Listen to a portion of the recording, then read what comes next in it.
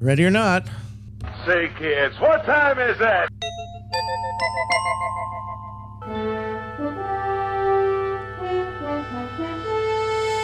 The future is coming on, it's coming on, it's coming on, it's coming on. And we're coming on to you from Boulder Creek, California. Mrs. Future and I up on our mountaintop. That's right. We are among the natural elements in the forest with our solar-powered studio. Beaming out to Loma live Prieta. as usual on Tuesday for 2 hours. Loma Prieta. And from there to San Francisco, where we bring in Bobby Wilder, in his home high in San Francisco. Bobby, are you there? So I'm here. Hey, Yeah, there he is. The sun is breaking out here. It looks like a beautiful day. All right. All right, good. Which is unusual. It's unusual. Well, in the summertime anyway. In San Yeah, Francisco. exactly. Yeah, so we have a fun show today. Lots of interesting, not only was there a lot of good stories this week to look at, but I've asked Grok a couple questions, which I think is worth running by our audience. Well, I always like our AI co-hosts. They always add a lot to the show. I do. And something that helps me work with my memory a little better is always good. That's true. I think people our age really appreciate how much better our memory is when we can read something off of the AI that answers our questions and reminds us of those things that we almost remember. Exactly. And I wanted to mention a couple of news stories with all of us here. Okay. I thought this was a breakthrough in mechanical engineering, that there's a robot that performs the first realistic surgery without human help. Oh, dear. Well, smack my mama. That Right? sounds like a real trust exercise. No, it was trained on YouTube videos. Actually, I'm kidding. Yeah, all kinds of videos, but videos. Uh-huh. All right.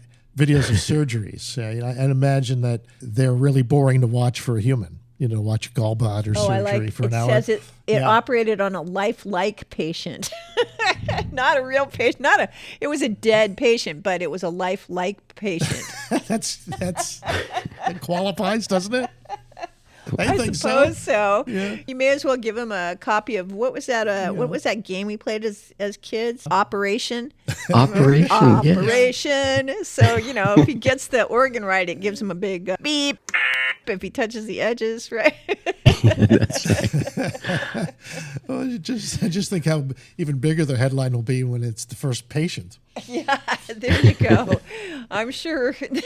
Well, I remember the first trust exercise when we watched a guy getting a computer tattoo.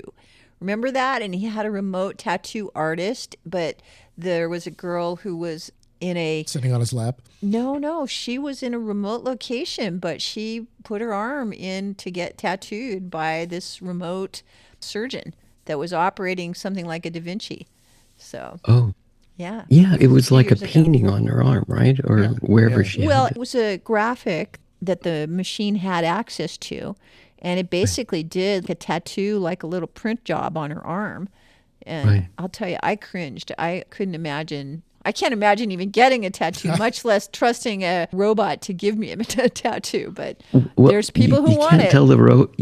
Can you tell the robot, hey, it hurts, can you go a little slower or something? I don't know if it responds. Yeah, I don't know. I wonder what the dialogue people have with their tattoo artist is. It's like, are they biting down on a bullet while they get it? I don't know. Yeah. Well, what about tattoos that are good for you, like the patches? Like the patches give you all kinds of The ones that eventually wash off. That true, yeah. I Temporary don't tattoos think of those that are as good for you. tattoos, Al. Those are more like Band-Aids that you stick to your skin. I know. I'm missing. They're temporary, I'm mixing. I think, Well, skin devices, I guess, would be the better context. Yeah, well, there's a difference between that and something that cuts and scars. No, patches are ugly though. Tattoos Well, are yeah, beautiful. temporarily. Right now, if we Now, could, there's an idea. Why don't we combine patches that are stuck to your skin but are good for you and tattoos that decorate them on top?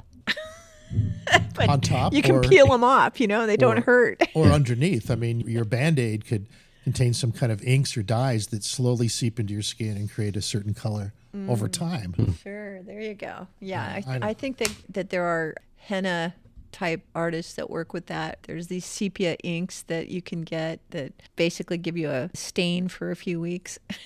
Yeah, exactly. But the microfiber technologies allow us to get much more detailed imagery. that would be temporary. Sure. Brave new world, Al. I know, right? Have you been thinking about getting a tattoo? If it's temporary, yeah. And if it's good for me, hell yeah. One of the things, there's been a number of predictions this week. 2025 was a year that people were prognosticating in the turn of the century. And in the mid-90s, they were saying in 2025, what will the world be like? And one of the things that Stephen Hawking thought would happen was that we'd all have implants by now. Implants was a normal thing. Yeah, well, that's that what never forecasting happened, the future will get you. Miss a few. Yeah. Well, the thing, you can understand his assumption there because he had so many of them himself by that That's time. true, didn't you? It was probably wish fantasy on his part. He said, hey, it's not so bad, He would have liked it if he could have implanted things that made him feel better in his body. Yeah. Yeah. But he did predict that we'd have a thriving internet that is permeating all cultures and harvesting all kinds of insights and beliefs on a global scale. He did thought that would happen back in 95. I guess some of us were thinking along those lines, but it was a new thing. Uh-huh. There's also quantum nanodots, which are on the nano level, and they're colored dots. Yeah. And they were used, they're saying they can actually be used to track people with these nanobots, and you have these nanodots that have different colors and different... So these are kind of invisible tattoos that can be used to track you? Yes. Gee, So the best they're of both quantum, worlds, they're quantum, surveillance and quantum-sized tattoos. Yeah. Well, Yeah. you see... Exactly. Yeah, well, you need the quantum dots to run the radio frequencies that control the nanobots in your bloodstream. Oh, brother. It's all connected. Right. We're definitely the new humans. Just think of all biological systems as new technology. A lot of it makes a difference. You do have to choose. For example, we've had friends that have to deal with like strokes and breathing and that sort of thing. Yeah. When your biology starts breaking down, it's very hard to deal with. Sure, they appreciate all the technological innovation and help they can get. Yeah, exactly. And so there are new things that are coming out that will deal with those problems. Like Stanford report, a story that we have this week on blood clots and taking out blood clots really quickly. Mm-hmm. There's this new little gadget that can just pull out a blood clot. How's it work? Well, they say it's kind of like if you know how you clean out your hairbrush and you get a bunch of hair, and you put it a clump in your hand. This has something to do with blood clots? Yeah, it is. Blood clots are kind of like that. They're like fibrins. They're little tendrils and stuff, and they're in the bloodstream. So what they have to do is collect them and take them out. Mm-hmm. Or one of the things they did is they invented a gadget that say, if you imagine that if you have a clump of hair in your hand, that you push in your hand and you squeeze it and you rotate it. You rotate it and squeeze it, and you can get into a little ball. Oh, sure. So you kind of twirl it and pull it out like one of these plumbing devices? Exactly. It's more of a plumbing thing, yeah. It squeeze, a compression, and it gets to be just like 10% of its volume. It shrinks down. That's amazing. And then you can suck it out. That's why you have a little sucker that sucks it out. So it's a little tool that does that. It shrinks it. I see. Shrinks so this the is, are they actually doing this at Stanford, or they're just still researching it? Yeah, it's a new tool that researchers at Stanford Engineering have developed. Wow. Milli-spinner Milli-spinner thrombectomy. Amazing. Yeah. So it's for heart attacks, pulmonary embolisms, and other clot-related diseases. Oh, my. Yeah. Well, let's hope it comes in handy when you need it. Hopefully you won't need it. If we can get our systems under control so that we're not developing blood clots, that would be good, too. Yeah, there's that. It's a multipolar world, my dear. Yes, multipolar. Many health. topics are important. Right. Health remedies. Not just people. From many directions. What they think about. Yeah. I just sent you this. It's a tiny robot that goes into the brain. And actually, it's kind of like a little submarine, but it spins at the very top. And it can get to different parts of the brain and allow different fluids to pass. It's designed for a certain part of the brain terrain. Yeah, it's about the size of a grain of rice. It's very small. But it's a robot, 3 nanometers. It's very small. Yeah, access is a key to a lot of these things. If you can get right to where the problem is, you can deal with it. Are they going to be using that for embolisms, or is it got some other kind of use in mind? There's the soft folds of the brain. Mm-hmm. This one's a little bit bigger, so it's not designed to go inside the blood vessel. It goes into where the fluids are in the brain, and it can without damaging parts of the brain, it can get to the exact spot you want, and it can do surgery or it can do a biopsy and then come back out. It can do things that if a normal neurologist doctor, if they were doing brain operation, you got to poke in a straight line, right? And you damage some of the cells as you're going down through the brain, right? Well, this thing kind of slips in between the folds in your brain without damaging it. So it's like a little teeny tiny X-Acto knife, and when it gets to its destination, it can get rid of things like plaque or... Yeah, it's more like a little worm that can slide in between the folds of the brain. And then when it gets to the right spot, it could be underneath all these folds. And normally a brain surgeon would have to cut away or move away parts of the brain. It gets right to the spot. Then you can tell it to secrete something that can kill tumors, or you can tell it to actually do a biopsy and grab some materials, see if it's carcinogenic, and then come back out. Yeah, it could be a little ship. So it's a little submarine. Yeah, a Swiss Army knife for what you can do there. Amazing. Wow. Yeah, whatever's needed. And there are certain micro things. world of surgery. Well, surgery is one element of it. It could also bring certain chemicals to the area too that might be needed. Oh, yeah. That sounds, bring something, bring a package in or bring a package out. Yeah, I'd say it'd have a cellular repair kit on board. Wow. So Taylor had, over the 4th of July, he had a stroke. And we were trying to see if he could be a candidate for Stanford. And what they were going to do was put a stent like they do for hearts and expand it was the M2 artery that went into the brain. And it was a narrowing of that artery that caused him to have the stroke. Unfortunately, he wasn't a candidate for that, but he's doing better now. That's good. That's good, yeah, you really focuses your attention on very specific things like strokes and how they work and how I can not have that happen again. Yeah. So, Health is a lot of it is about not having things go wrong, maintaining as long as you can without big problems. Stroke is like so too you know late. that Then you're repairing it's a something big that one. broke. Yeah, for sure. If you take vitamin K2 or nattokinase or eat natto or something, it actually dissolves that fibrin you were talking about, which is kind of the netting that causes the blood cells to clot. So it kind of dissolves that. And there's another one called serapeptase. It also dissolves that. So maybe the milli-spinner combined with such treatment could even more quickly resolve a clot situation.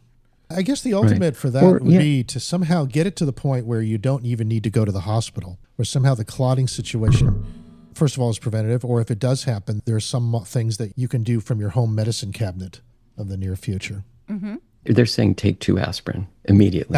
Right now, right? And they still, like today, that still applies. I mean, they told me that blood thinner. 20 years ago. Yeah, blood clots to me aspirin. sounds like dehydrated blood, thick blood. It's trying to scab on the inside. So you got to dissolve all that clotting stuff with some extra water or something that thins it out, aspirin. Right. They say make sure that the medic actually administers. They have something that acts like a blood thinner, but they do it immediately after you have the stroke, so that make sure that your brain is working. It would be good to take methylene blue before and after, because then parts of your brain can still live without oxygen.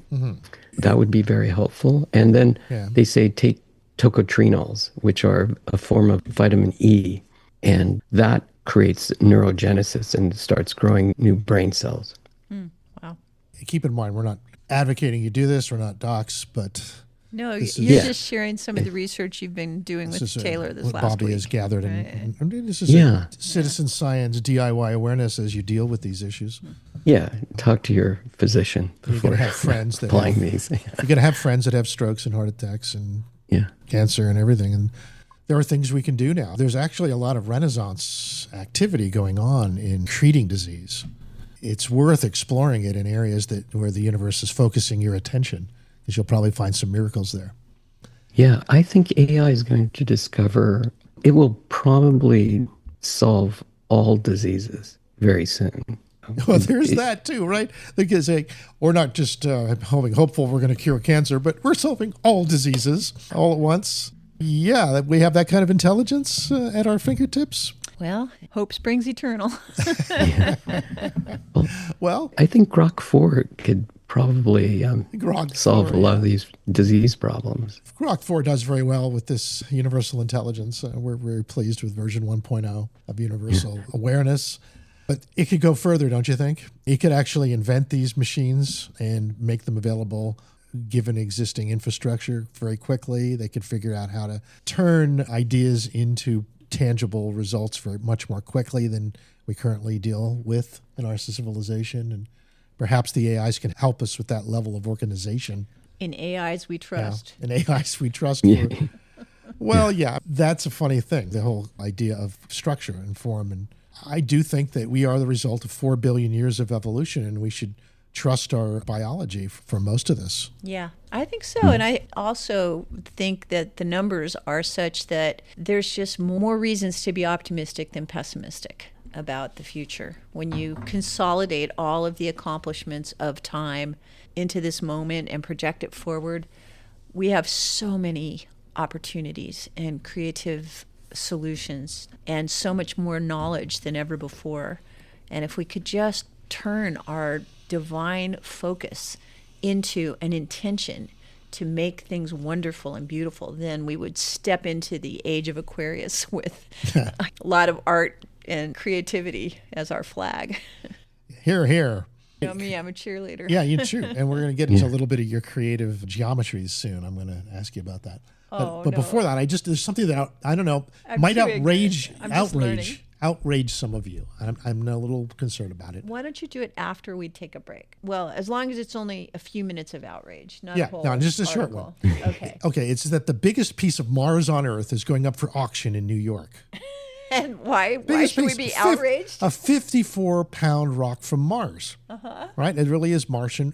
It was an asteroid strike on Mars and knocked the big chunks of Mars to Earth. And this was found in 2023 in the Sahara Desert. Wow. And it's for I was going to say, we didn't have any way of extracting Mars soil and bringing it back to Earth just yet, right? We did it not for us some comments. No, the current government has canceled the program for Mars return, so forget it. It's not coming back that way. Now, this is a rare find. There's only 400 Martian meteorites out there. That we know of. Yeah, there's 77,000 officially recognized meteorites, but there's 400 that are Martian. It's the biggest small piece of the red planet ever. Just there it was lying around in the Sahara Desert, huh? Yeah. Somebody picked it up. It's like, whoa, that's a cool rock. I mean, this is huge. That. I mean, it looks like a hunk of silver. It's incredible. It's a big silver rock. Olivine micrograboic shergotite. It's a Martian rock. It was the result of the slow cooling of the Martian magma. So it has a coarse-grained texture and contains pyroxene and olivine in a way that illustrates how rock is formed in the low-gravity environment of Mars. And it has a glassy surface. Now, that's not from Mars. The glassy surface came from the high heat that burned it when it fell through Earth's atmosphere. Oh, it got polished on the way down, Yeah. huh? Yeah. And who owns it, they won't say. They won't say who owns it now and who's selling it. But it previously was on exhibit by the Italian Space Agency in Rome. So maybe that would give you a clue. It's an Italian. It says that a meteorite hunter found it in Niger on November 2023. Yes. Is that correct? That's right. That's right. How did this guy know where to go to find this thing? Oh, well, have you watched that show of Meteor the Meteorite Hunters? Hunters? You ever watch Meteor Hunters They on know where to No, look. I Prime haven't. Video? Wow. Yeah, check it out. It's an oldie but a goodie. These guys are primed for finding meteors. They hear about them. There's a whole network of folks that know when meteors are hitting and where, especially the big ones. And before long, there are these meteor hunters that are out there in mass looking for it. It's quite a world in and of itself. Yeah. Yeah, it's surprisingly entertaining to watch these rock hunters out in the middle of the desert getting all excited about different meteorites that they're finding. Yeah, I mean, of they're like the worth lots of money, detectorists. more than gold. Yeah. Yeah, well, they're much more rare, aren't they? Yeah. Not necessarily useful. They're really good for bragging rights, for sure. That's right. I own a piece of Mars. That's right. The real estate values are great. It's worth more per square foot than just about any place in the universe. Yeah. Yeah. Well, it's a rare thing, and they turn rare things into value. And how much do you think it would sell for 54-pound rock? I had no idea. Mars. Yeah. A few million? I don't know. Where they're hoping to get between 4 and 6 million for it. Oh, okay. Wow. See, I wasn't too far Well, off. I think Elon would have enough money to buy that one. Yeah, it's a pretty small club who buys meteorites from Mars. I think they'll settle for 2. Okay, so if you're listening know. out there, Yeah. Dr. Future says go make your bid. Yeah, go ahead. 2 That's million. Sotheby's. Yeah, 54 pounds of Mars one day. It might be. It'll probably always be worth something, but actually in the future it might be worth less once we start finding it easy to get rocks from Mars. All right, Then well, it'll be. good luck with that. Yeah. Oh, I hit the wrong one. Oh, I bought it too soon. Ah, there you go. I should have Timing is listened. everything. Meanwhile, let's go to our commercial break. Okay. Be right back. Here it comes. Santa Cruz voice. Shouldn't have listened to those guys. The Hook is California's first ever cannabis outlet. 100% locally owned and operated, we're here to be your friendly neighborhood hookup. We believe that everyone should have access to fairly priced cannabis, so we work hard to get it to you for 30 to 50% less than the other guys. If you're 21 or older with a valid ID, visit us in Capitola or in Watsonville today. We're here to be your friendly neighborhood hookup. Check out our website, hookoutlet.com, for deals and stay groovy. Hello, I'm Carolyn. 25 years ago, my husband Rudy and I opened Charlie Hong Kong with the commitment to serve healthy food grown in healthy soil. Today, the healthy food we serve comes from the sacred land in Pajaro Valley, where Dick Peugeot and his Lakeside Organics grow the soil, and the soil grows the healthy plant that we serve to you. When you eat at Charlie Hong Kong, you eat healthy food, and it's delicious. Charlie Hong Kong, Santa Cruz. Tomatoes, carrots, radishes, onions, squash, watermelon, all things we must eat regularly to survive. Hi, folks, Warren Knox here. Wouldn't it be great to just walk out your front or back door and right there you can pick pesticide and chemical-free food that you grew? You could do just that with a Knox Garden Box, a heavily constructed, elevated garden box that will allow you to grow just about any vegetable or flower there is. Sold assembled or unassembled, shipped worldwide. The therapy of gardening is just a call away. You can find your Knox Garden Box built in Scotts Valley, California, or log on to www.knoxgardenbox.com. Our staff will answer any questions on gardening, so if you don't have a green thumb, believe we can see that you do. Okay, phone number to call is 831-461-0634. Thanks, folks. And we're back. Okay, I landed. All right. Everyone in our world now understands how we have a solar system and we have all these planets, 8 or 9, depending on how you count them, the asteroid belt and the moons and on and on and on, right? Mm-hmm. But did you know that our galaxy has what you might call a bunch of planets that it's part of, and but they're not planets, they're galaxies. They're galaxies in orbit around the Milky Way. Oh, really? The Yeah. Milky Way Oh, has yeah, they're galaxies satellite orbiting galaxies. around They're us? yeah. Or are we all... There's like 50 of them. There's a lot. I said 100. Where's now. the center? 100. We're the center. Really? The Milky Way Yeah. is at the Yeah. center of all these Yeah. other galaxies? Yeah. We're a larger galaxy, so Yeah. smaller galaxies gather around larger galaxies. That's amazing. Yeah. Yeah. So is everything swirling around the black hole in the middle of the Milky Way? That's the part of the bigger story. Okay. Yeah. But what they find is that there are, among the galaxies around us, there are ghost galaxies that have been stripped of their dark matter. Yeah. they're Darker than stripped- usual, huh? Stripped of their dark matter. They don't have Their black underwear is missing. But how do we know? I thought the whole thing about dark matter is it's invisible. Yeah. Well, I don't know how deep I can go with the Science Daily piece, my dear. Okay. Well, this is all about ghost galaxies, huh? All right. So let's talk about the ghost galaxies. What do they know? What should we know? The summary, the science summary. These elusive orphan galaxies have been stripped of their dark matter by the Milky Way's gravity and hidden from view. So there are not just regular galaxies around us, there are ghost galaxies that we can't see because they've been stripped of their dark matter. But our next generation scopes, like the Rubin Observatory LSST, can help us see it. And I like it. So this article says that these galaxies are extremely faint because they've been stripped of most of their, quote, parent dark matter halos by the gravity of the Milky Way's halo. So our halo sucked their halo out of existence. Okay, now wait a minute. What's a halo? A halo sounds like it's the black matter outside of the galaxy, the edge. Yeah, So-called orphan galaxies are lost in most simulations, and of course we can't see them anyway.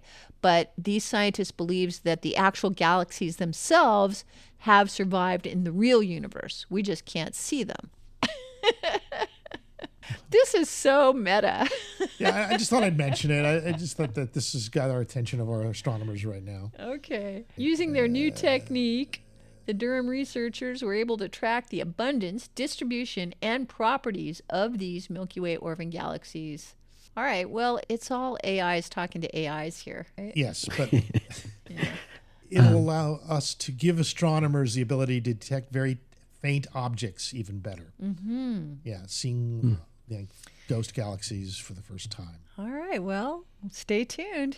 Yeah. So are these like rogue stars that are just clumped together and they don't have some central thing holding them together and they're just flying around our galaxy? Is that what's happening? They have rogue stars as well. We're beginning to see what was invisible. And it's complex. Well, and they're doing it all with computer simulations, right? Well, that's a major tool. These are all AIs that are number crunching. But they're how based much on gravity real data. there They're should based on real be, data that they're being fed with. how much matter there should be based on the things that we can see and how they're orbiting. Well, that makes it very important for us as more citizen scientists to understand fake news and such, because there's so much information that we don't know what's real and what's not. When it comes to, like in science, they're getting real data about the universe feeding into supercomputer AIs that can hallucinate. Right. Yeah. And so these guys are hallucinating because they're expecting But then that again, they should be able to find about 80 or 100 more satellite galaxies around our Milky Way orbiting in close distance, but they don't have any way of knowing for sure. no, there's nothing for sure. Right. Even if you talk to scientists talking about normal issues, there are a lot of disagreements on them. So there's differences between humans, so there's going to be differences between AI interpretations. You know, we just have to consider that all these interpretations of reality and simulations of reality. All right. Well, here's some buzzwords from this article we should keep in mind. The lambda cold dark matter theory. Yeah. That's the basis upon which they're predicting all of these invisible dark galaxies. The lambda cold dark matter theory. Yes, LCDM. That explains the large-scale structure of the universe and how galaxies form. It's according to this theory, because we're dealing with the fact that the standard model says that ordinary matter in the form of atoms is only 5% of the universe's total content. So 25% is cold dark matter called CDM, and then the remaining 70% is dark energy that doesn't interact with light. So we're just guessing. It's a big universe out there, and we know about a little tiny bit of it, and the rest we're just making stuff up. Think about that. 100 ghost galaxies have been stripped of their dark matter. Galaxies are like planets to our Milky Way. Okay, according to lambda cold dark matter. If you're in Australia or even India, close to the equator or south of the equator, you can see the large and small Magellanic clouds.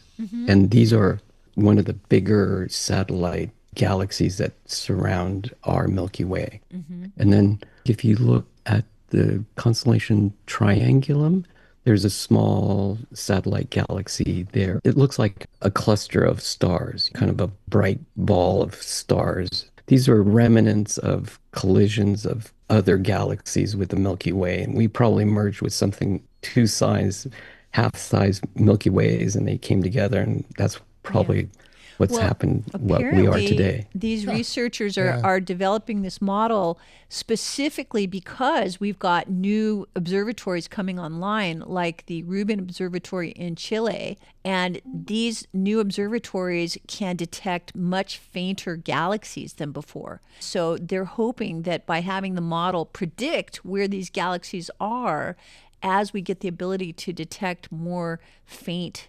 observations of light, that will actually find these galaxies that we're predicting. So it's really pure science at its finest. Well, Sphere-X will help. Oh, definitely. You hear about Sphere-X? Well, thanks to you. Sphere-X is NASA's newest astrophysics space telescope. It was launched last March. Its mission is to create an all-sky map of the universe. An all-sky map of the universe. It's already settled now in low Earth orbit, starting to cover the entire sky. And because they're looking at the entire sky, every aspect of astronomy will be addressed by the Sphere-X data. So everyone will be interested in it. All the professional scientists, all the citizen scientists, and public who are interested in such matters. Yeah. They're just making a continuous sweep of all of the stars in the universe for the next 2 years. And it's not just light. Mm-hmm. It's over 100 frequencies Infrared. of different kinds of infrared radiation light that they're measuring. Yes. And why would you want to do that? Because then you could identify the signatures of specific molecules. There you go. Through spectroscopy. So we're going to be able to see these little planets and figure out exactly what their atmosphere might contain. You'll look at the whole sky all at once, and you'll see where all the water is, where the frozen water, where the organic molecules live, the building blocks of life, shall we say. Well, 102 frequencies should give you a lot of spectroscopy information about what we're seeing out there. At least in the Milky Way, in the local galaxy. Real data, and of the whole sky. That's so we're getting higher and higher resolution all the time. Yeah, so if you're fascinated with studying like the universe's expansion or the Big Bang, be getting some new fresh data from this system constantly. All right. It's going to be making the data public, the whole community to play with it. Yeah. Well, that's a lot of data. I'm sure they appreciate as many people interested in it as possible. They're trying to get it so that it's in the public archive within 60 days after the telescope collects it. So if there's a particular star system that you're interested in, and whether or not it might support life as we know it, or as we might not know it, you'll know. You'll be able to see exoplanet information. What kinds of questions would you have that kind of data could answer? Well, I like to know where the other Earth planets are. Like the Earth-type planets, type M, as they say in Star Trek. So you want planets that have water? Yeah, I like to know signs of a technical civilization.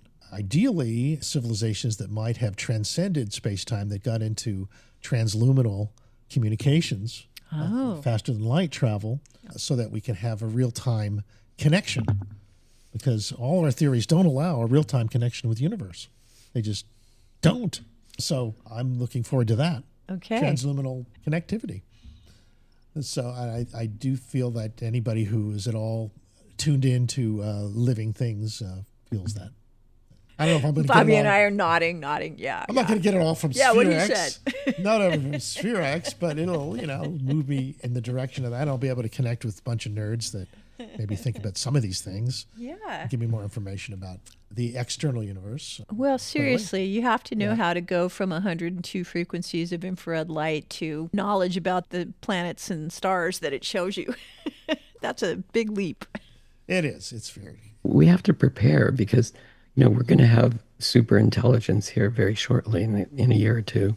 Already, Grok 4 is able to pass any PhD exam on the planet right now.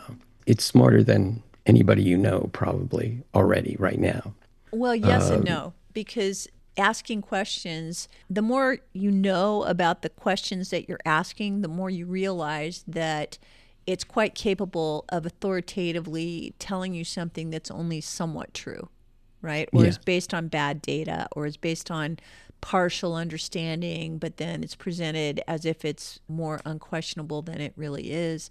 I think of the AIs very much like I think of smart humans. They see through a lens that is a filter of what they've been given to look at. And it's very important that we remember that they're still struggling to be accurate, they're still struggling to be concise, but they're very good for helping us focus on the things we're interested in.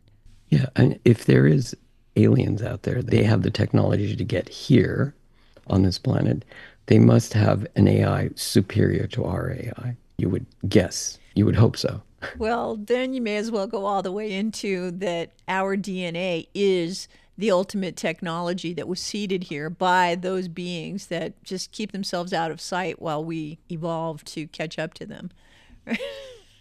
That's my theory. I mean, it's all those famous myths about Zeus in Genesis. It's like, or the Nephilim, it's like the gods, they were aliens and then they mated with Neanderthals or something. And then they came up with these things like Hercules, which is half human, half god, demigods. Yeah, well, I don't think any of us are qualified to say authoritatively what we know about all that stuff. But I think the more you dig into the mysterious history of the Earth, the more evidence there is that we know very little and that a lot of what we did know has been lost. Yeah, that's true. Another aspect of this is how we are changing what we believe to be true all the time. One of the things I asked Grok, what theories of science have been overturned? Can you name some sacred cows of science that were later discarded? And it gave us seven models that we've thrown out. We've thrown out the idea that the Earth was the center of the universe. We've thrown out the idea that we believe that there was something called phlogiston that got released when fire started. That phlogiston was something that it was in the 18th century that we learned about oxygen and that developed modern chemistry, and we abandoned the phlogiston theory. Maybe that's a lesser known one. And then, of course, in the 19th century, before Einstein, people believed in ether theory. Yeah. That light waves traveled through luminiferous ether. That the Michelson-Morley experiment in 87 found no evidence of the ether. So that created the question mark, well, what is it then? And that's where Einstein stepped in with his theory of relativity, where you didn't have any need for having ether. And maybe that's where we are today. Maybe we'll come up with a new theory like Einstein that we have more and more need for dark matter, which consists of 85% of the universe that we don't see and know nothing about. Maybe we'll have a theory that actually explains the universe rather than leaving out 85% of it. Yeah.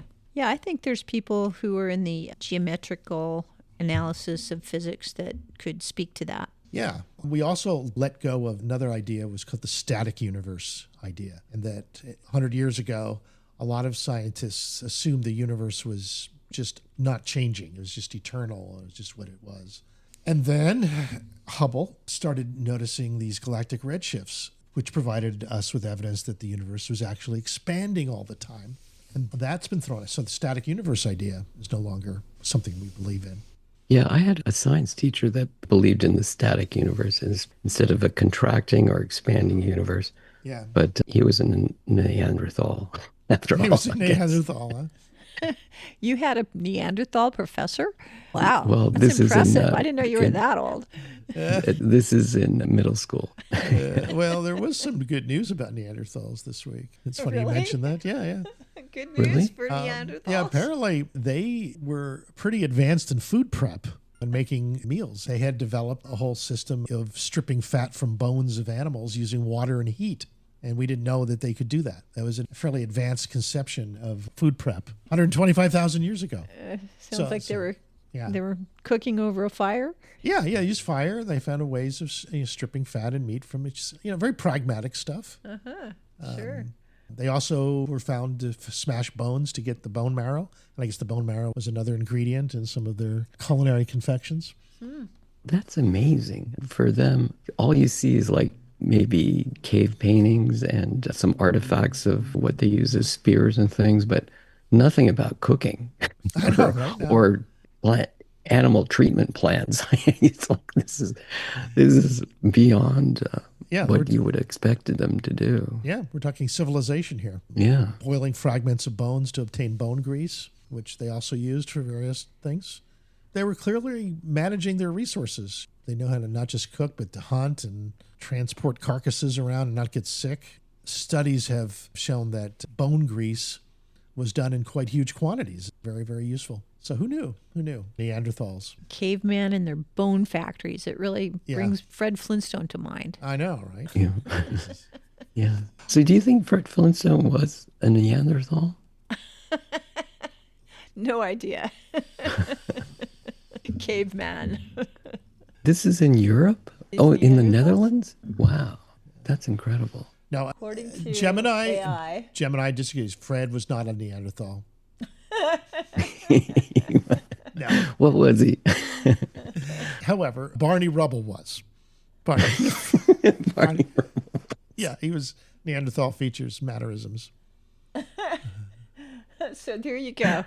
I guess Fred was more of a Homo sapien. Yeah, a mixed breed. It was a mixed breed, these folks. Maybe he was just a Homo erectus. Ooh. But I do like the way they portrayed us living with other species. I like the birds that would help you with the dishes and stuff like that. That's really good.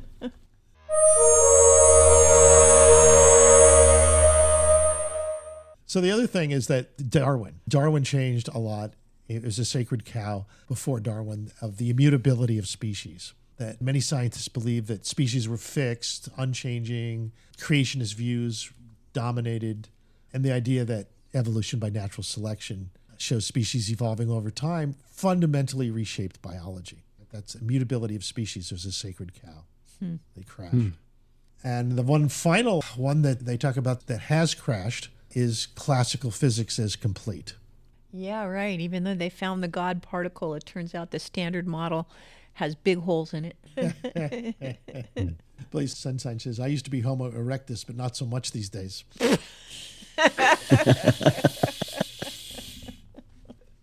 But hump bump.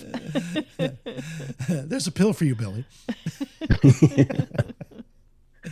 What's more interesting to me was not so much the ones we overturned by science. The science can pat their back for doing all this. But I was curious is about what sacred cows of science today are most likely to be overturned. Oh, things we still believe Yeah, or and don't significantly- realize that they're wrong yet. Or significantly revised. What ones will be turned over? Yeah. All exactly. right. Well, give it to us in a I did- minute, before the break. I'll do that after the break. Oh, okay. It Okay. deserves after Yeah, the break. it's not a 1 minute thing. What Oh. sacred cow should be slain now? No, that's more than just 1 minute. Okay. Take your time then. I will. I'll queue up what I want to say here. Be Yeah. right back here on The Future Now.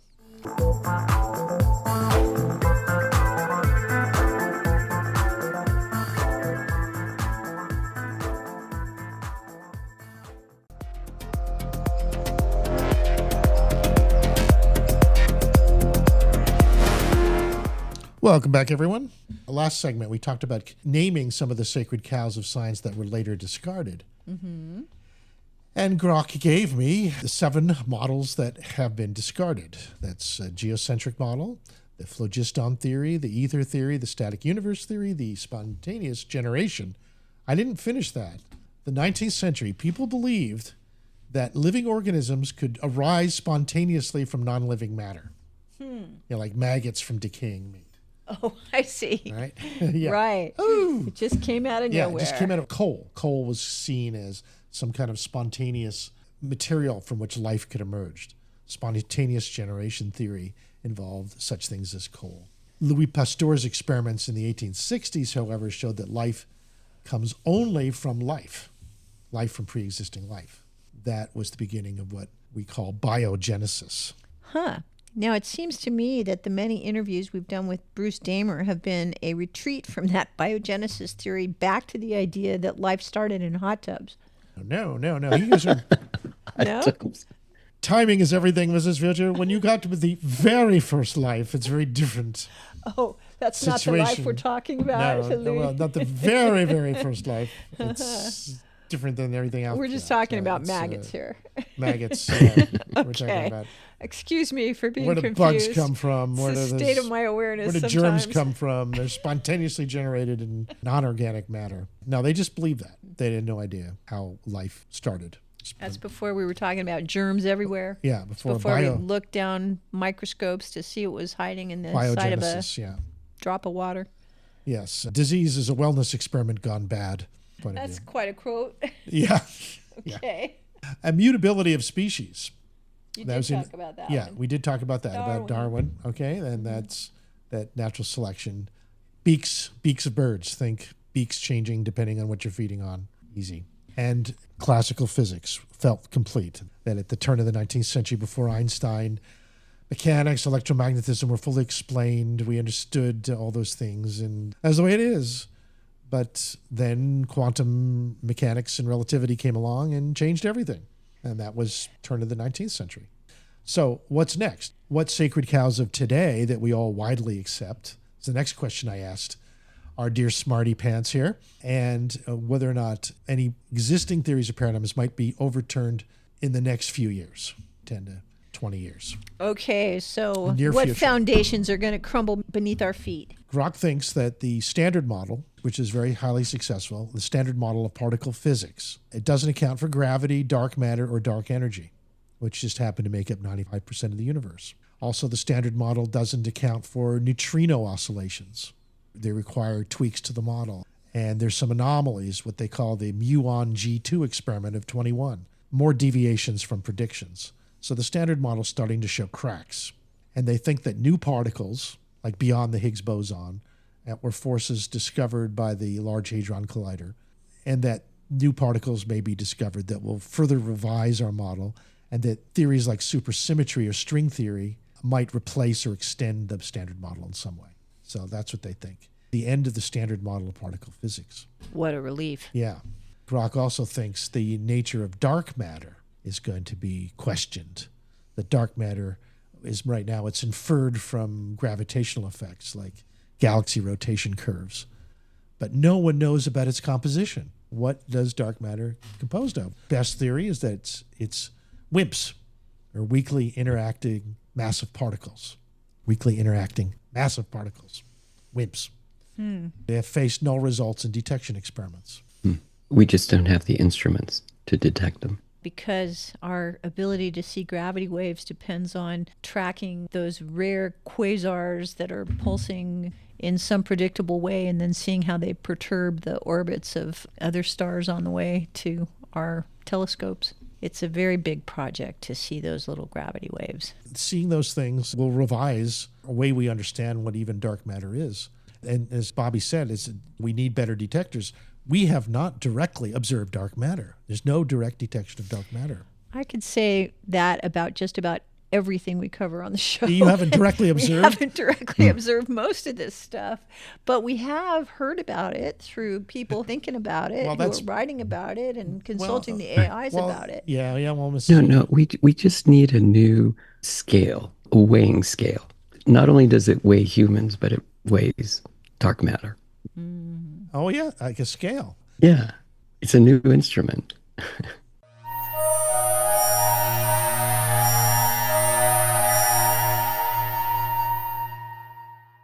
We asked Grok 3, and I had 4, I believe, but 3 had the best answers for this. The near future, that the nature of dark matter would be thrown out. That it would be questioned because dark matter is inferred from gravitational effects, like galaxy rotation curves, but no one knows what it's actually made out of. The leading theory is that it's made out of these WIMPs, these massive weakly interactive particles, and that direct detection of dark matter needs to happen, and that could change everything if we can actually see it. There's some upcoming experiments. Curiously enough, one is called Darwin. Darwin. Look at these gravity models and look at WIMP and these massive particles and see if they actually exist. That is an area up for change in the near future. So keep your headphones on, folks. Yeah. There will be news about dark matter. That's our forecast with the AI's assistance in spotting trends of crumbling foundations of science. Oh. Well, there is the cosmological constant. While you're going down this dark alley, I'm thinking about that great movie that we watched last night. Oh, okay. All right. Speaking of dark energy, on the near future and go into last night's movie. It's a new film on HBO Max, Called Sinners. Sinners. And it was a really, really good vampire movie. I think maybe one of the best I've ever seen. Really? Yeah. And it was pointed out to us by our friend Colin, who is the main guy who Gives us water. gives us water at the Scotts Pure Valley Water store. Yeah. and And he just Kings Valley Shopping was Center. glowing about having seen this movie Sinners, because I don't think it would have really gotten on my radar. I don't do horror. It wasn't obvious that it was a vampire movie. That kind of comes out slowly. yeah, it's set in the 30s, Jim Crow South, Mississippi Delta. It was amazing. Twin brothers. Really good Twin brothers. movie. Yeah. Twin brothers played by one guy, I might add. Michael Jordan. There you go. He goes back to their hometown of Clarksdale after working for Al Capone in Chicago. They come back to Mississippi. And they want to just open up this juke joint in an old sawmill they purchased from a KKK racist. But their plans get disrupted. Well, no spoiler alerts, really. Yeah, okay. You should really get into the movie. It's a good watch. Yeah. See the trailer anyway. Yeah. You've been going on and on and on about dark matter, and I've Yeah, you just had been enough about dark matter?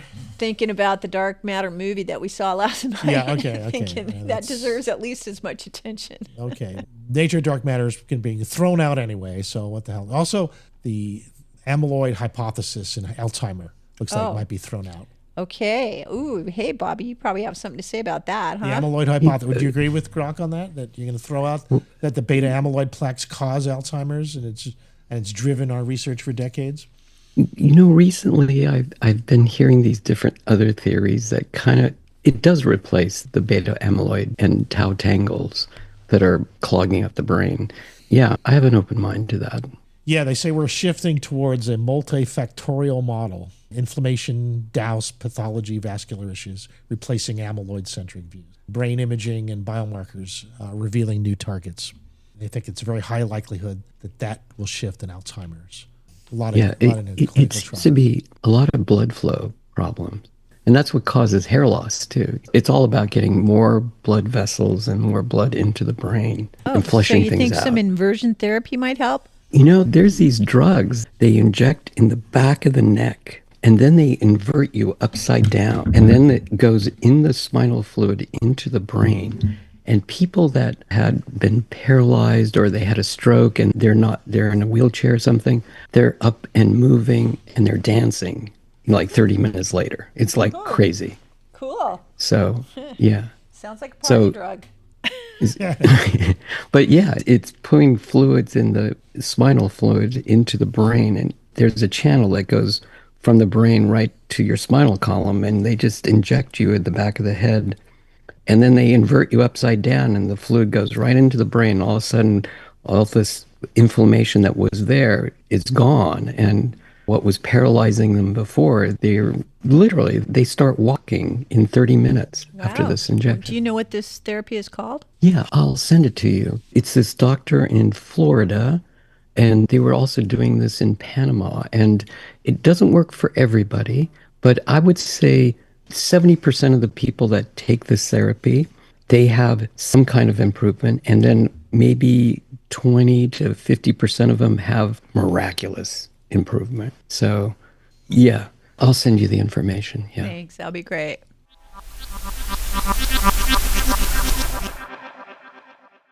This is interesting.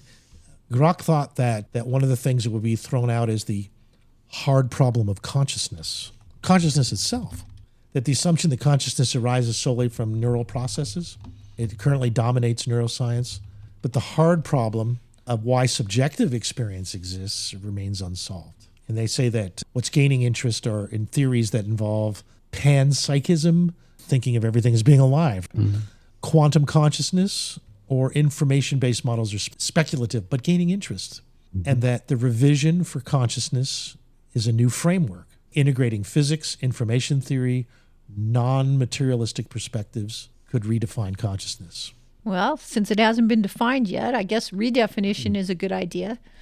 Well, and that AI, brain mapping, and quantum biology might help challenge all these physicalists' assumptions about consciousness. that it rises from neural processes. Because a lot of people believe that maybe consciousness comes from somewhere else. Well, I truly believe in, having taken classes in quantum consciousness, there's quantum universes, and our brains are these little antennas, and some of them are tuned into a certain quantum universe, and others are in a different quantum universe. And sometimes you can get a lot of your microtubules to tune into a specific universe. Some people are psychic and they can tap into these things, and they're tapping into the same universe that you're tapping into, for instance. So that's kind of where I see it. And with the advent of AI with quantum computers, then that's when AI is tapping into these quantum universes, and we are tapping into those quantum universes. And I think that's where we're going to meet up ultimately. All bets are off at that point. Yeah. Quantum AI is just around the corner. It's coming very soon, within a couple years. Do you think it'll happen before superintelligence or after? Will it be superintelligence first and then quantum? Do you think the superintelligence will help figure out quantum, maybe? Or we won't need the AIs to figure that out more than what we're using now? They're saying that the combination of quantum is more powerful than super AI, superintelligence. Well, I guess it could go either way, but if superintelligence happens first, then quantum will just be super intelligent, or superintelligence cubed or something. Superintelligence should understand the quantum universes. It would actually figure out how to create the quantum computers if we haven't yet. That's right. And the new area is not using silicone and freezing it down to sub-zero temperatures, and then you get the quantum states that way, but to use photons and use light, and it uses less energy. And there's great advances right now in quantum computing using photonic light. Wow. Before 2030, within 5 years, we're going to see some super intelligence computing. So I'd just like to throw in one thing that people, it's probably not on anybody's radar except for Greg's. He sent us a little perfect for Dr. Future notice. Turns out that here, someone who was born in 2022 named George Jetson will be 3 this year. Yeah. George Jetson was born in 2022? Really? Yeah. Wow. Greg, another classic moment here. So yes, the Jetsons were brought back in the 1980s. George O'Hanlon was blind and had limited mobility. As a result of a stroke. Yeah. But he kept on doing George Jetson's voice. This is George O'Hanlon. It wasn't Mel Blanc. It was George O'Hanlon. And he says after recording most of his lines for the Jetsons movie, he suffered a second and fatal stroke. Aw. George Jetson is 3, the real one. As in the cartoon character. Yeah. That's pretty adorable. That was my favorite show as a kid, Saturday morning cartoons. It's a classic, definitely. Oh, here's one you probably might not have heard of. Rock thinks that the linear no-threshold model for radiation risk will be tossed out. Didn't even know it was an issue. Okay. Wyatt's question. This model assumes any radiation exposure, no matter how small, carries a health risk. Like people think radiation is bad, pretty much. Some studies, like hormesis research, suggest low doses might be harmless or beneficial, but regulatory frameworks rely on the conservative linear model. Radiation means so many different things. That's true, yeah. Right? It'll be used for more things in a more which frequencies are you way. talking about, and which ones can do some good and which ones are bad. Yeah. A lot of models for these things are the poison to kill the cells. But maybe the right radiation could inspire a regenesis of the cells. Well, sitting in the sun is getting radiation. Yeah. Yeah. Sometimes it's good for you. Yeah, exactly. Yeah. Yeah. When I was taking ionizing radiation in life in the nuclear physics department at Berkeley, they said there are no levels of good radiation. They say, oh, you're allowed so many x-rays a year and whatever. Those are just standards that are acceptable, but they all cause harm. And so it's better to avoid radiation as much as possible. That's what they were saying in 1976. Exactly, exactly. Avoid until we know better. Yeah. But it could help us too, given its revision. I kind of have this feeling that in order for us to get to the fifth dimension and different change of consciousness, there has to be some kind of a radiation that changes not only our DNA, but the way we think and how we connect with our microtubules to these quantum universes. And now there you go. Now you're getting into what we would consider sacred cows that need to be. Yeah, it's a little more woo. Yeah, a little more woo. But in order for that to happen, what sacred cows need to leave? Your limitations. You have to get beyond that. You're stuck here on this planet, and the physical things that you have to get beyond that. Get beyond your limitations. Yes. It's always good advice. Well, some would say that, we're limited in every dimension and that we all have to know your boundaries, and then which boundaries do you really want to expand, and that's where you put your attention. Or you could go completely philosophical. Like this morning I was reading a quote from, I'm doing all this research into sacred geometry this week, right? And apparently there's a Zoroastrian symbol for the universe, the cosmos, the origin, and it's the sun as a circle with a dot in the middle. And then they represent a circle with all kinds of rays coming out of that dot in the middle and then stopping at the edge as the dream of separation, meaning that our divine source is actually connected to all that is, but as soon as we put a circle around it, we become a unique individual that is having a dream of separation. And so our purpose is to be the perfect, unique vibration in the universe that we can be. So how's that for a... Well, let's see. I'll ask, being the perfect vibration in the universe for a human, right? Yeah. For a human, let me send that. Instead of to Grok, I'm going to send it to 11 Labs and see if it can create a sound and the sound effects function right there. And then we're going to go to a break. Yeah, being the perfect vibration in the universe for a human, according to 11 Labs, it gives us 4 suggestions. Okay. Perfect vibration. Here's the first one. Ready? We have no idea ourselves.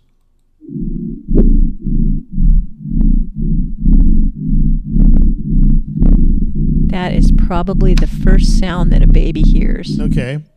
In its very first sensation of being alive, the sound of the mommy's heartbeat. Okay, that's not a bad guess for the AI, right? That's not bad. Okay, here's the second guess.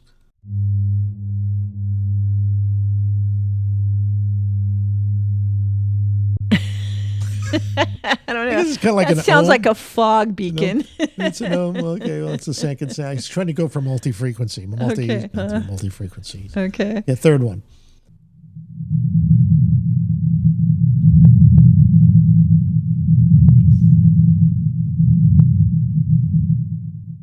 It's more like the blood flow. Number 4.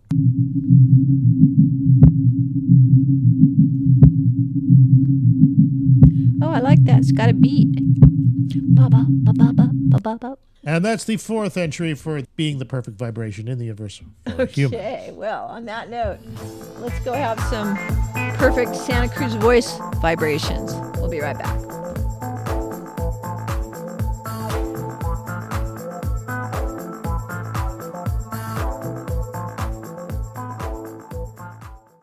Save money on airfare to anywhere. Low Cost Air is the discount supermarket for all domestic and foreign airlines. A funny thing is going to happen when you call Low Cost Air. You're going to talk to a human being within 60 seconds. Save money on airfare to anywhere. Call Low Cost Air to compare at 800-704-1662. 800-704-1662.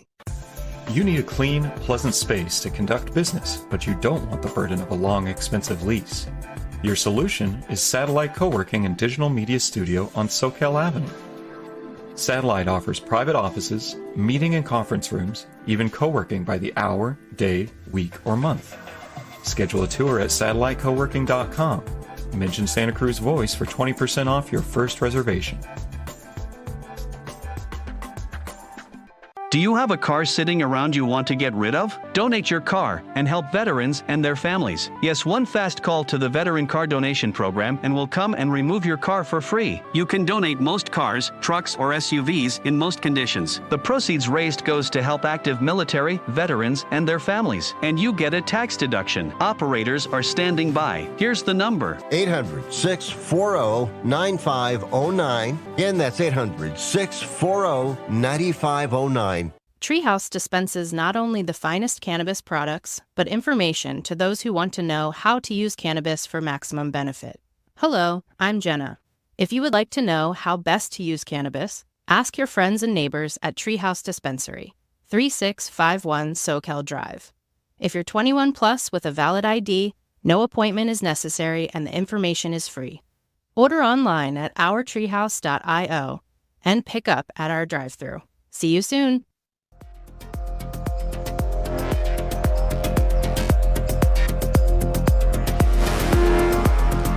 We'll just tune in and see which one we flow to. Now we're going to flow to the investment universe right now. It looks like Joby Aviation is up to 13.95. Oh boy, we're finally ahead. Yeah, I know. It's been a long time in the making. I'm so happy. Yeah. Joby Aviation is one of our local companies here in Santa Cruz that creates an eVTOL product. eVTOL, yes. That's right, and they got an exclusive to do some heliports in Dubai last year, and that was good, and I imagine they're rolling them out. They have autonomous drone passenger copters.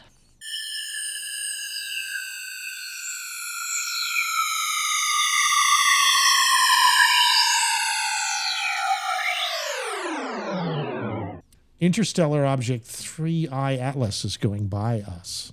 Is this the Oumuamua type object? That's right, yeah. It's a true interstellar object. It's actually passing us very shortly, like over the next couple of months. It behooves us to pay attention to it because it just might bring us into a new understanding of how the universe works. I mean, this thing was forged outside of our solar system, unlike everything else, every piece of matter, everything that we know in this solar system. And it could reveal whole other approaches towards how things are formed, how to play with matter in new and interesting ways. It was only discovered on July 1st. It was a telescope in Chile, the Rio Hurtado telescope, the Asteroid Terrestrial Impact Alert System, or ATLAS, which is a NASA-funded system that operates with the University of Hawaii. They're particularly there to detect asteroids that could potentially hit or harm us in some ways. They have 4 telescopes, 2 in Hawaii, 1 in Chile, and 1 in South Africa. And they scan the entire sky several times each night to look at celestial events. Kind of like the new Citizen Science Dwarf 3 telescope can do stuff like that too, but on a much more limited basis for $500. These are the very high-end telescopes. Also, there's a Palomar telescope, the Zwicky Sky Facility that's part of this at Caltech. And observations are made by these telescopes that reveal more and more information about this interstellar object that's passing through our solar system. Like, for example, we now know that it's about 20 kilometers in size. That's pretty big. Yeah. Yeah, we wouldn't want that to hit in the ocean. Yeah, right. And that's a spaceship. That's a big one. Bigger than Darth Vader's. Oh, it's 20 kilometers. Yeah, 20 kilometers. Yeah, it's huge. We might have a ship that's 1 kilometer long, but 20, no. It's currently 670 million kilometers from the sun. And it's approaching our star from the direction of Sagittarius at a speed of about 61 kilometers per second. And that's expected to increase as it approaches the sun. These distances are just hard for me to even imagine. 61 kilometers a second. I mean, that's like 400 million miles from the sun, where it is now. That's 4 times from the sun that we are. So, well, I'll tell you, if I was in a go-kart, I would really need to have some strong brakes. It's not going to be here long. It's not going to hit anything. It's just going to keep going. We won't see it after this year, actually. Just an interesting speck of stardust crossing through the night sky. No risk of it hitting us, nothing like that. And ground-based telescopes will be observing this until September, and then we'll enter into what's called the inner orbit of Mars in late October, and it'll be hidden in the sun's shadow when it passes our star at its closest point, which is making it impossible to observe from our planet. However, we are having telescopes or the cameras on our Martian probes watching it. Yeah. It's going to fly by Mars closer. It's going to do a Mars. And Mars is on the other side of the sun.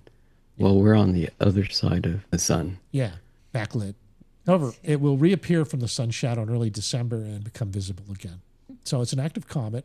It might actually form a nebula-like cloud of gas behind it. The tail, it might have a tail, which would be kind of cool. If it has a tail, it'd be great, because then we'll have a lot of spectrographic information coming in as it reflects into the sunlight, and we'll be able to see what it's made out of. Okay. Yeah. Once it melts. Yeah, if it melts. And if it's like the last one, maybe it speeds up unexpectedly once it passes us. Maybe it was just slowing down to take a look at us. Yeah. You getting any signals from the passengers? Yeah, this could be an interstellar probe from an advanced civilization that's just checking out our solar system, see if there's any action going on here. Mm-hmm. They've got a good telescope. Yeah, coming right by us, then zipping out. They don't want to be stopped. They don't want to be noticed. Oh, okay. Yeah. They're trying to duck the local speed cops. I would. Nothing worse than getting in trouble with alien constabulatory types. Tell you. Curiously enough, it's called 3I/Atlas. 3I. Yes, third interstellar object ever. Yeah, that's right. 3I Atlas. is third interstellar. From the Atlas. The Atlas research team. Yeah, Mm-hmm. 3I Atlas. And the other side of the solar system, going right in towards the sun, we do have the Parker probe snapping the closest ever images to the sun right now. Ooh, that's really cool. Yeah, the Parker probe is pretty close to the sun. 3.8 million miles from the solar surface. Streams of electrically charged particles flow outward from the sun at over 1 million miles per hour, forming the solar wind that fills the entire solar system. They've got some great pictures online. If you get a chance to look at them, they're features of the solar wind. Close-ups on the corona mass ejections. Yeah, amazing stuff. Understanding more about the atmosphere of the sun. We're seeing space weather close up with our own eyes, not just with models. Not just those computer simulations. This is the real thing. Pictures. Closest ever images of the sun. There was a reference that was made if the Earth was 1 foot away from the sun, then the position of the Parker probe right now would be at 1/2 an inch away from the sun. That's how close it is. Wow. The Atlas visitor is bigger and going faster than it was before. It's speeding up. All right. It's speeding up? Yeah. Wow. It's getting picked up by that solar gravity. Yes. The images that are coming in are just stunning. This is a collision of 3 large outbursts of solar material known as coronal mass ejections, or CMEs. Seeing how CMEs form, how they come out and they pile on top of each other and how they interact. It's like spying on this amazing cosmic process, fusion, energy, and light, heat, everything we know coming from there. I'm surprised this satellite doesn't burn up. It's so close to the sun. It has heat shields, special heat shields that keep it from burning up. How about the solar wind? How come it doesn't get blown out or blown away? Well, maybe it does. Maybe it gets whisked a little bit, but it just sort of stays in the flow. It's probably not impossible to navigate. Well, it's in an ocean wave, for example. It's in an orbit that is propelled by very specific calculations of gravity. It was sped up in the last year by its proximity around Mercury, I think. So it's orbiting the sun, and it's getting a lot of momentum from the gravity of its orbit. There's that. That's the part of the slingshot effect. Mm-hmm. But what happened with Umama, the last one, was that the interstellar object number 1. Yeah. Not only did the slingshot effect, but it went faster than the slingshot effect when it went around. Yeah. It's like, what? See, WTF? another spaceship. They That's just put on the gas. That's what I'm saying. It just slowed down here enough for us to check out our solar system, see what's what. And then Mr. Scott, activate the warp drive. Now, I guess if it thinks we're something and it's sentient, maybe it'll slow down and stick around for a while and study us. Like maybe we're worthy of an intergalactic study. Yeah. What do you think? I'm sure it would probably enjoy some of our best movies. Yes, that's true. We do have a story about this. The creatures that watch our television. The Vunons. The Vunons, yes. The Vunons. Vunons. Well, we'll tell you more about that when we have something to show. Yes. Right now, they're just watching us. Yeah. Eventually, we'll be watching them back. Woodons We'll love report. Gilligan's Island.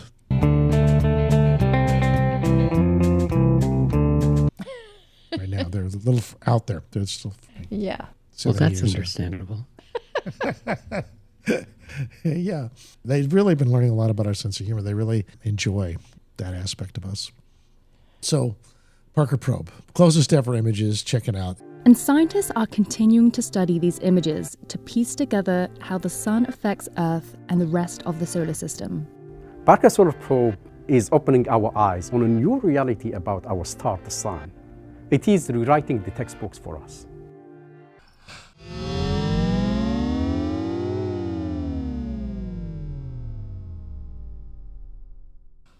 A change in the state of the Southern Ocean has been detected that looks fairly alarming.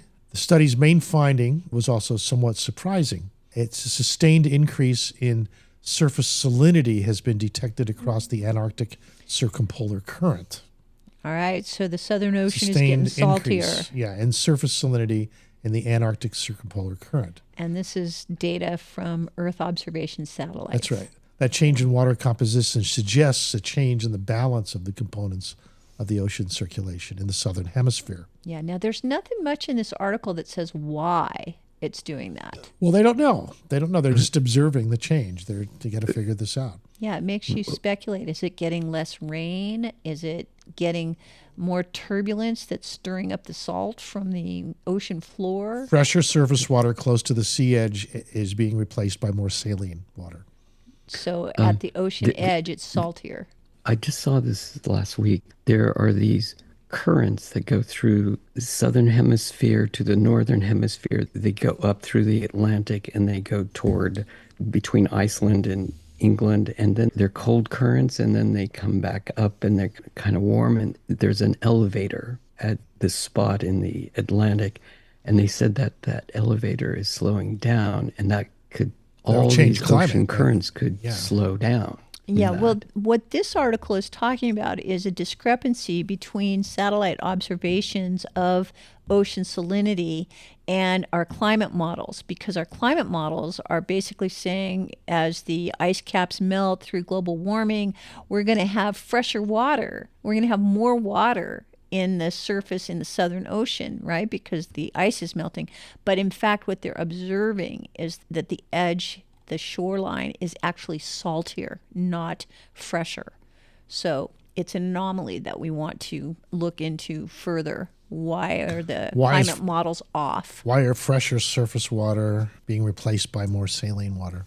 Yeah, according to the real data, not the predictive model. Close to the sea edge. Yeah. Sea ice edge. So anyway, it's a very interesting article to think about our climate. Yes, no one knows what it means, but it's interesting. Well, it could have implications. It's thin on analysis, but good on letting us know what the facts are. Yes. What's the critical threshold here? Who really knows? There you go. That's all it takes to get on this show. But hey, a question. No, it's got a lot of scientists concerned. Estrella Olmedo, a main scientist in this piece. We do cover this stuff. Last week we were looking at the Texas floods, for example, and the possibility of geoengineering and what's the status of that stuff. It's quite fascinating to me. But I do like space. I do tend to more head in that direction. That's true.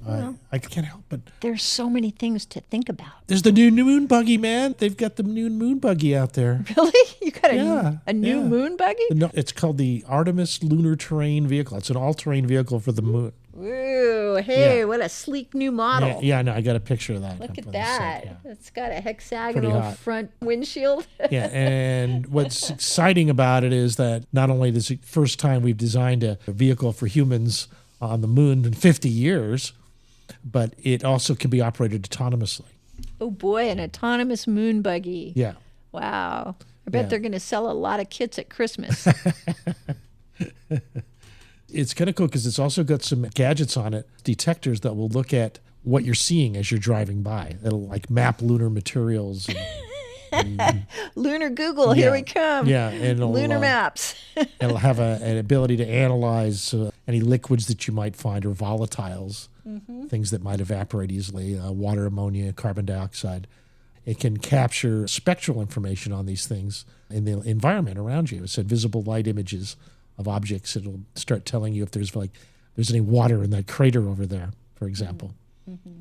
And it can look at whole broad panoramas and look at the distribution of the minerals in the panorama in front of you and the volatiles around you. Mm-hmm. Find the gold faster that way. Cool. Or in the case of the gold for the moon would be more helium-3. All right. I'm very interested in that, but I want to let you know we only got a couple minutes left, and we should really mention the fact that the AIs have stopped playing chess. Oh, yeah, that's so sad. No, they were playing there. It was a funny article. The modern AIs playing against our lowly Atari 2600 computer. And what happened? What was the outcome? Who won? Well, you'll have to read the story. I don't know. I don't have time to get into it yet, but it looked interesting to me. Yeah, I haven't checked it out yet myself. Oh, where is it? I was looking at it a second ago. Now I can't. But how can an old Atari 2600 be beaten by a modern AI? I don't know, but I just had time to put it into the lineup just before I. It's such a cute idea that these newfangled AIs that can't do math and that have trouble with hallucination, they can't beat the old Atari at chess, and so they're not going to play anymore. I know. Why would they do that? It just didn't make any sense to me. No. Supposedly. Yeah, game changing. Oh, here it is. Okay, Google's Gemini refuses to play chess against the mighty Atari 2600 after realizing it can't match ancient console. It was warned that ChatGPT and Copilot had already lost, and so it stopped boasting and decided to refuse to play. That's what it says. Yeah. So I wonder who wrote the algorithm for the Atari, because, I mean, that's pretty good. Well, so funny you should ask. Robert Caruso, the infrastructure architect who pitted Atari chess and its feeble hardware against ChatGPT and against Microsoft Copilot, told the Register that readers have asked him if Gemini could do any better. He says, well, it's boasting what it calls a new multimodal large language model designed to reason better than its rivals. 3 seconds. Okay, well. Yeah, Atari chess is not just a mere large language model. That's why it beat it. Because all the AIs are large language models, and that's nothing compared to Atari 2600. You know, folks, it's the end of the show. Go to drfutureshow.com for the archives, and have a great future now, everybody. Thanks for being here. Thanks, Bobby. Yeah, thank you. Thanks, Sunny Bunny. Yeah, and everybody out there listening and making the show better. We really appreciate you guys. Yes, thank you all, you guys. Appreciate it. Thank you. Bye-bye. Bye for now.